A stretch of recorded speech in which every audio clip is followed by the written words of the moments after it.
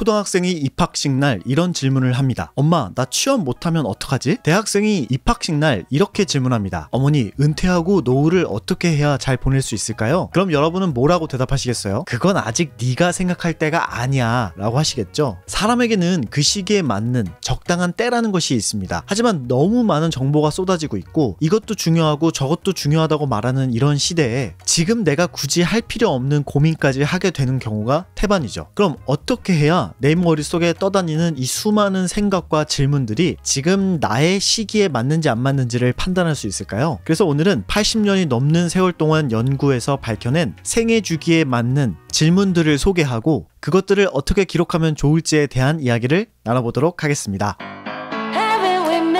수명연구재단에는 재미있는 연구 하나를 소개하고 있는데요. 그건 바로 하버드 스터디입니다. 정식 명칭은 하버드 성인 발달 연구인데요. 국내에서는 행복의 조건, 행복 탐구 보고서라는 책으로 소개된 연구입니다. 1938년 시작된 이 연구는 2024년 현재까지 진행 중인 장장 86년간 진행되고 있는 연구이고요. 이 연구에서 뭘 연구하냐면 무엇이 우리를 행복하게 만드는지에 대한 이유를 찾는 연구입니다. 처음에 725명으로 시작된 참가자는 어느새 1300명으로 늘었으며 연구를 시작한 1세대를 시작으로 그들의 자녀 세대, 그 자녀의 자녀 세대까지 연구하고 있는 엄청난 기간과 표본을 자랑하는 종단 연구인데요. 이 연구는 크게 두 가지 방식으로 데이터를 수집하고 있습니다. 시간의 흐름에 따른 신체 상태, 행동의 변화, 체중, 운동량, 흡연, 음주, 콜레스테롤 수치, 수술 합병증, 직업, 친구의 숫자, 취미, 여가 등등 기초 조사를 하고요. 조금 더 심층적인 조사를 위해서 직업의 만족도, 결혼 만족도, 갈등 해결하는 방법, 결혼이나 이혼이 끼친 영향, 부모에 대한 기억, 형제 자매, 힘들었던 순간, 두려운 순간, 즐거운 순간 등을 물어보죠. 평소에는 유선 통화를 통해서 비대면 인터뷰를 하고 2년에 한 번씩 정기 설문도 하고 5년마다 주치의를 통해서 건강 기록도 수집하고요. 15년마다 방문해서 대면 인터뷰를 진행합니다. 이 연구에서 갖고 있는 샘플 자료 중에는 이런 기초 심층 조사 자료 외에도 혈액 샘플, DNA 샘플, fMRI 같은 뇌영상 보고서, 심지어 기부받은 뇌도 있다고 해요. 그런 면에서 이 연구는 1300명의 인생을 고스란히 담아놓은 엄청난 기록이기도 합니다. 그리고 이 연구에서 발견한 것이자 오늘 제가 여러분에게 소개시켜 드리고 싶은 내용이 바로 사람의 나이대별로 직면하게 되는 질문들이 있으며 그것이 나이대별로 조금씩 다르게 변화한다는 점이었습니다. 이제부터 이걸 생애 주기별 질문이라고 할게요. 그래서 생애 주기별로 주로 어떤 질문들에 직면하게 되는지를 얘기해 볼게요. 첫 번째는 이 청소년기 10대입니다. 이때는 일명 나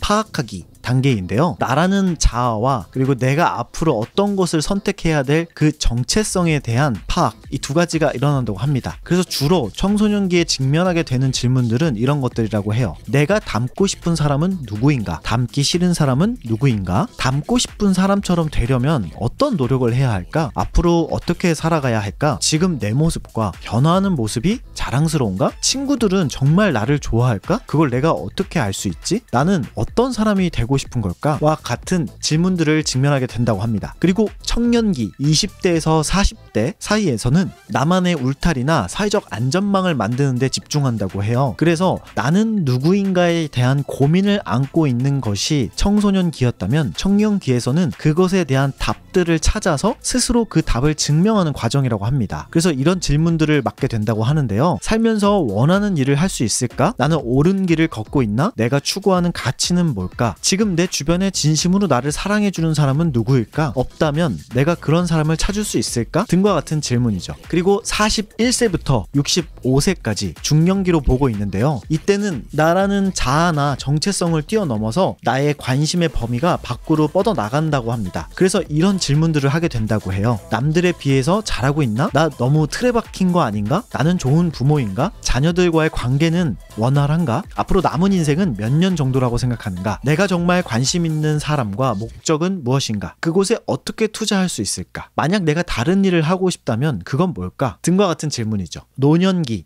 66세 이상부터는 내 주변 사람과 나눌 수 있는 그 한정적인 자원과 내 주변 사람, 이 두 가지를 굉장히 신경 쓴다고 해요. 그래서 이런 질문들을 한다고 합니다. 앞으로 남은 시간은 얼마인가? 내 건강을 얼마나 유지할 수 있나? 내 정신은 멀쩡한가? 얼마 안 남은 시간 동안 누구와 함께 보내고 싶은가? 충분히 좋은 삶을 살았는가? 의미 있는 일은 무엇인가? 후회하는 일은 무엇인가? 이 수명연구재단 홈페이지 중에 개인적인 삶의 전환에 대한 로드맵을 담아놓은 페이지가 있는데요. 간단하게는 삶의 목적이나 가치, 그리고 삶의 긍정, 그리고 이 관계들, 그리고 삶의 변화나 과제를 어떻게 대처하는지에 대한 간단한 인사이트를 담은 영상과 함께 정보들이 좀 제공이 되는데요. 내용이 많지 않으니까 시간 되시는 분들은 한번 이 프로그램 내용 설명만 한번 좀 들어보시면 좋을 것 같습니다. 하버드 스터디에서 발견한 생애 주기별 질문에 대해서 여러분이 오해하시면 안 되는 건, 내가 그 나이에 그 질문을 제대로 경험하거나 생각해 볼 시간을 못 가졌다고 해서 여러분이 늦거나 부족하다는 얘기가 아니라, 10대에 직면해야 된 질문들을 40대에 직면하는 사람도 있었고, 20대에서 40대 사이에 해야 될 질문들을 이미 10대 때 갖고 와서 하는 경우도 있었다고 합니다. 즉, 각자 그 사람의 환경과 인생에 따른 시기가 있다는 것이죠. 그래서 나의 삶에서 느끼는 질문들이 이 생애 주기에서 소개하는 질문들과 맞지 않다고 해서 내가 느리거나 빠르다라는 비교 평가를 하라는 얘기가 아니라, 앞으로 내가 만나게 될 질문들, 혹은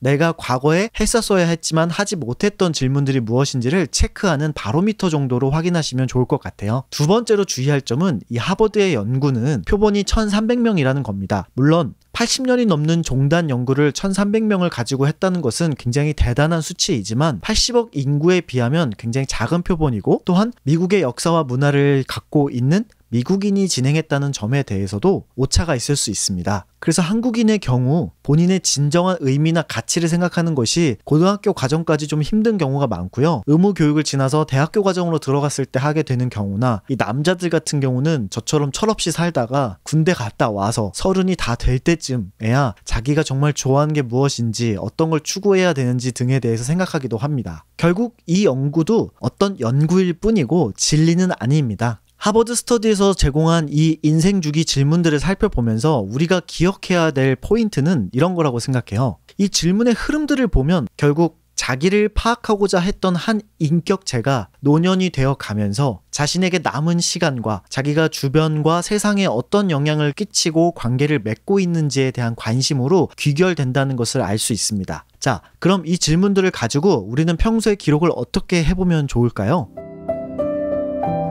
이런 방식의 기록은 연말이나 연초 혹은 자기가 정한 특정 기간에 정기적으로 해보는 것이 좋습니다. 마치 하버드 스터디 연구진이 우리를 연구하듯이 내가 내 자신의 생애 주기를 관찰하는 것이죠. 그래서 1년에 한 번 혹은 3에서 5년 주기로 한 번씩 반복해보는 걸 권하고요. 그 변화 같은 걸 관찰해 보세요. 참고로 제 개인적으로는 7월 달에 꼭 이런 것들을 한 번씩 해봅니다. 뭔가 한 해의 중간 점검도 되면서 앞으로 내가 나아갈 방향을 점검할 때 저는 연말이나 연초보다는 1년의 중간 지점인 7월 정도에 하는 것이 뭔가 현실적이고 이성적으로 접근하게 되더라고요. 그리고 무엇보다 중요한 건 한 번에 하고 끝내는 그런 질문들이 아니라 내가 계속 간직해 놓고 시간이 될 때마다 틈틈이 꺼내서 대답을 해보거나 그 대답들을 계속 업데이트하는 좋은 질문이라는 것입니다. 그러니까 오늘 여러분은 이 질문들을 가지고 당장 무언가를 답을 내려야지 라고 생각하지 마시고, 여러분이 정한 시간에 정기적으로 좀 큰 텀을 두고 6개월이나 1년 혹은 몇 년 단위에 한 번씩 정기적으로 해보시는 걸 권장드립니다. 자, 이 질문들 보고 나니까 어떠신가요? 혹시 여러분은 나중에 해도 될 걱정이나 질문들을 미리 당겨와서 걱정하거나 혹은 했었어야 하는 질문들에 대해서 회피하며 살아오진 않으셨나요? 그렇다면 이 질문들을 통해서 여러분이 생각하는 여러분의 주기에 딱 맞는, 때에 딱 맞는 질문들을 찾아보시고 기록을 해보면서 대답들을 찾아보는 시간 가지시면 좋을 것 같습니다. 오늘도 진지한 영상 시청해주셔서 감사하고요.